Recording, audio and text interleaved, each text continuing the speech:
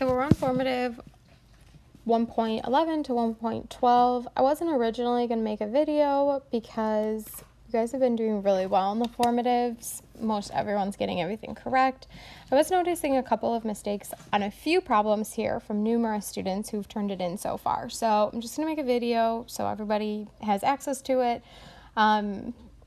So for question number 1, if a grocer can bag 6 apples in 4.5 seconds, how long will it take the grocer to bag 8 apples? So this one's a proportion. We want to find equivalent proportions between the 6 apples to the 8 apples.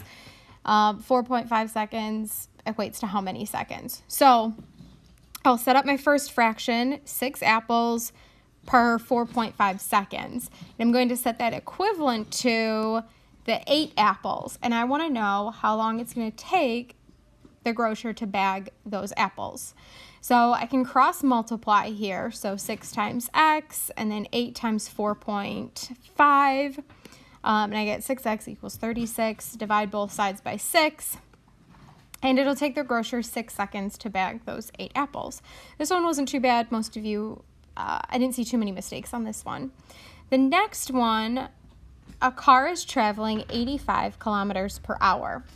How many miles per minute is it traveling? So this one's just a unit conversion. We're going from kilometers to miles and hours to minutes. So I'll first 85 kilometers for 1 hour. I'm going to first go convert that to minutes. So 1 hour is 60 minutes. And then all in the same step, I'm going to convert the kilometers to miles. So 1 mile is equivalent to 1.609 kilometers. This conversion is on in your textbook in section 111 or 112, or you can just Google it, how many kilometers are in a mile, how many miles are in a kilometer, either or. Okay, so then I'm going to multiply across on the top, multiply across on the bottom. Kilometers are going to cancel out, hours are going to cancel out, and I'm going to be left with miles per minute. If you're looking at the answer key, I noticed a mistake. I accidentally wrote kilometers instead of miles, but numerically, nothing is different. So we have 0.88 miles per minute. Number 3, a baseball team won 82 games in 2017. If their number of games in 2018 increased by 14%, how many games did they win in 2018? Round off to the nearest whole number. So we started with 82 games. We're increasing our wins by 14%. So that's 82 times 1.14. The 0.14 is the 14%, and then the increase is the 1. So 1 plus 14%. Multiply that out, you get 93.48. Obviously, we can't have a part of a win for a game, so explaining it in context, they won 93 games in 2018.